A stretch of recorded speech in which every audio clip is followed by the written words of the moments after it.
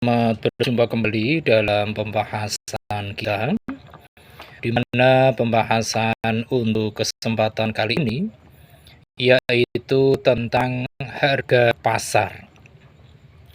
Harga pasar ini merupakan suatu mekanisme harga dari suatu barang ataupun jasa yang ditentukan berdasarkan pada penawaran dan permintaan.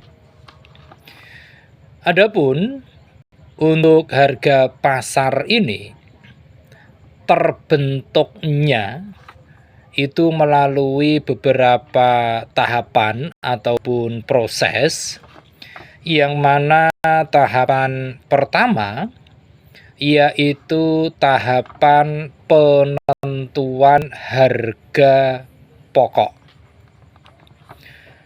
Kalau kita berbicara tentang harga pokok ini,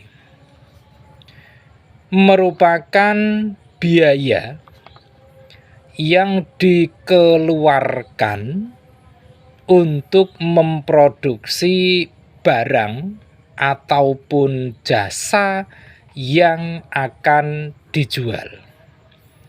Termasuk di dalamnya adalah bahan baku, kemudian tenaga kerja, dan juga biaya produksi lainnya. Ini adalah tahapan yang pertama. Kemudian yang kedua yaitu penentuan harga jual. Untuk harga jual ini dapat ditentukan dengan mengacu kepada biaya yang telah dikeluarkan ditambah dengan markup tertentu untuk menghasilkan keuntungan. Kemudian tahapan yang ketiga yaitu tahapan ataupun proses penawaran dan permintaan.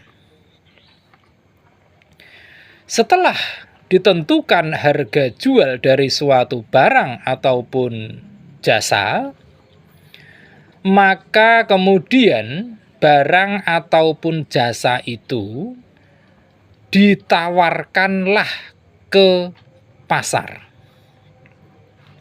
Penawaran ini dapat dilakukan melalui berbagai saluran, seperti melalui toko fisik, atau juga melalui toko online, atau bisa juga melalui berbagai pasar tradisional. Di sisi yang lain, konsumen dalam hal ini juga memiliki permintaan terhadap barang ataupun jasa-jasa tersebut.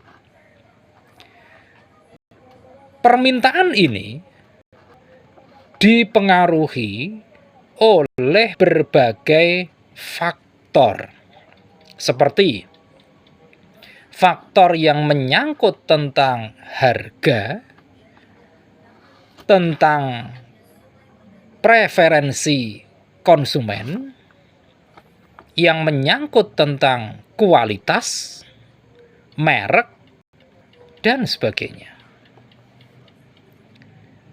Kemudian yang keempat, yaitu tahapan negosiasi. Setelah terjadi penawaran dan juga permintaan, maka selanjutnya akan muncul suatu proses negosiasi antara penjual dan pembeli. Negosiasi ini memiliki tujuan untuk menemukan harga yang disepakati oleh kedua belah pihak, baik dari sisi penjual maupun dari sisi pembeli. Dan setelah melalui tahapan negosiasi ini, barulah masuk dalam tahapan yang kelima, yaitu penentuan harga pasar. Setelah terjadi negosiasi, maka akan terjadi kesepakatan yang menyangkut tentang harga pasar,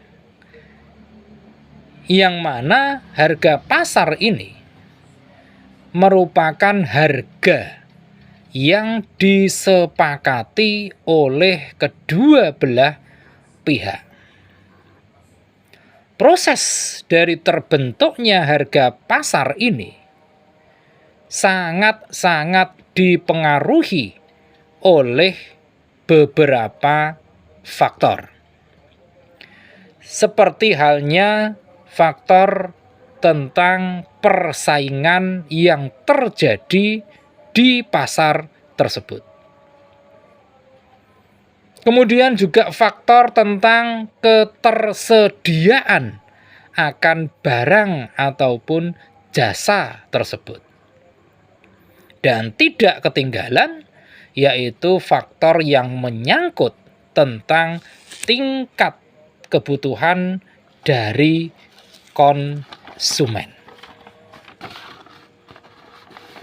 Itu adalah beberapa tahapan yang menyangkut tentang terciptanya suatu harga pasar. Selanjutnya, kalau kita menelaah lebih jauh tentang harga pasar ini, maka kita patut untuk mengetahui sekaligus memahami tentang jenis-jenis dari harga pasar ini. Untuk jenis yang pertama dari harga pasar, yaitu harga subjektif.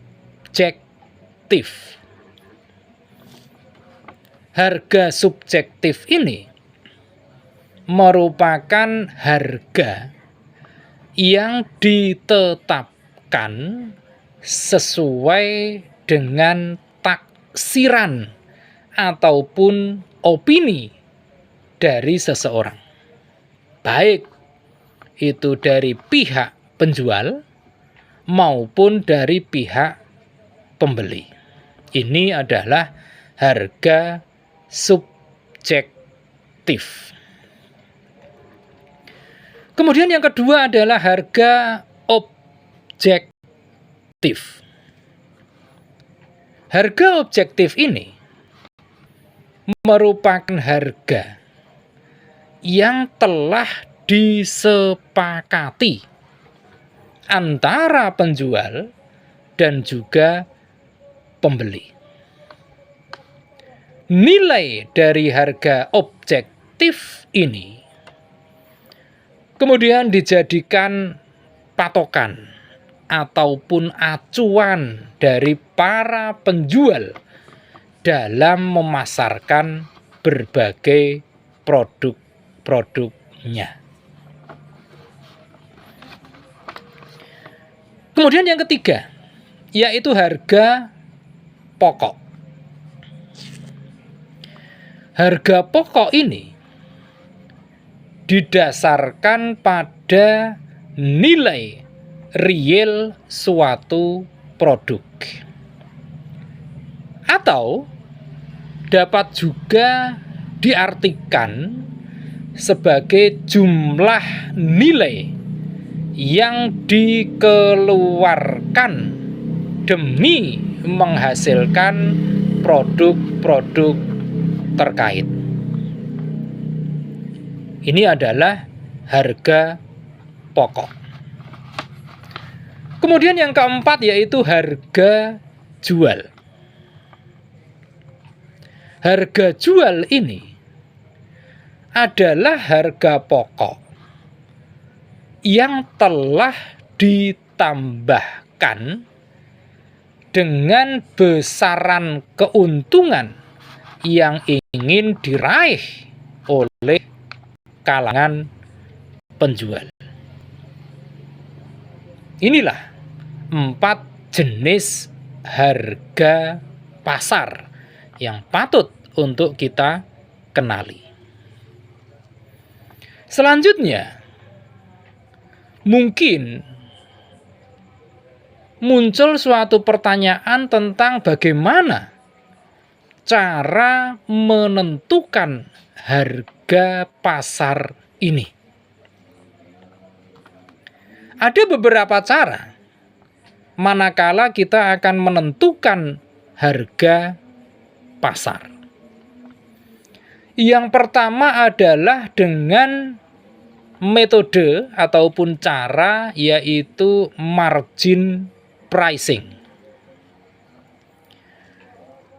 Metode margin pricing ini merupakan suatu metode untuk menentukan besarnya persentase profit dan biaya-biaya yang memang telah dikeluarkan untuk memproduksi barang ataupun jasa tersebut.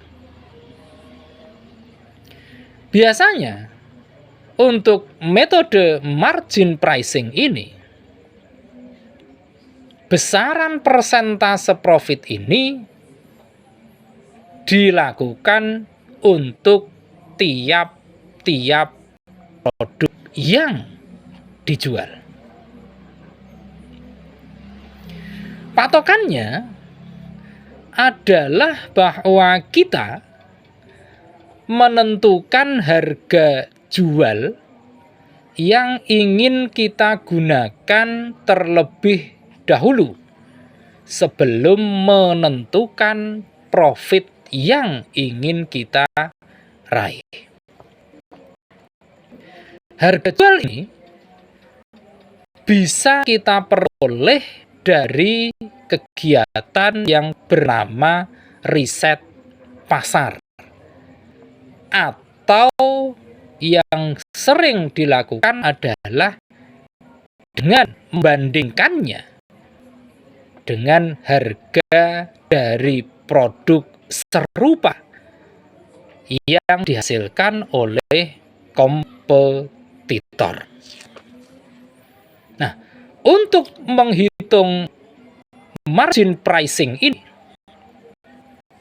maka dapat dihitung manakala kita mengurangkan harga jual dengan modal, kemudian dibagi dengan harga jualnya. Ini adalah margin pricing method. Kemudian yang kedua adalah markup pricing. Markup pricing ini merupakan penentuan harga pasar yang berawal dari tingkat profit yang ingin kita peroleh sebelum menentukan harga pasar. Caranya yaitu dengan menambahkan persentase keuntungan ataupun profit yang ingin kita peroleh pada harga modal suatu produk. Kalau kita ingin mengetahui besaran dari markup pricing ini untuk menentukan harga pasarnya, maka dapat diketahui dengan kita mengetahui tentang jumlah modal, kemudian ditambahkan dengan jumlah modal itu dikalikan dengan persentase profit. Ini adalah yang kedua. Kemudian yang ketiga yaitu adalah keystone pricing. Untuk keystone pricing ini merupakan cara untuk menentukan harga pasar dengan profit sebesar 100% dari harga modal.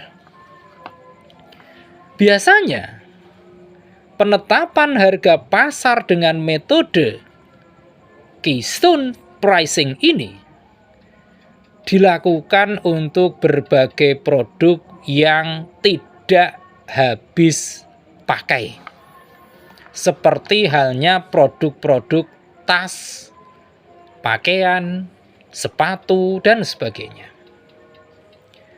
Metode ini sering digunakan pada berbagai produk yang masuk ke jajaran department store.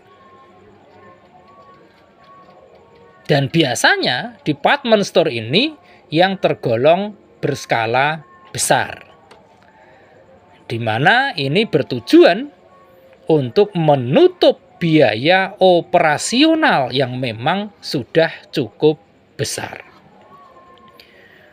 Untuk mengetahui besaran dari keystone pricing ini, maka harga pasar dengan metode ini dapat diketahui manakala kita mengetahui harga modal, kemudian ditambah dengan harga modal itu sendiri dikalikan 2. Ini adalah metode keystone pricing.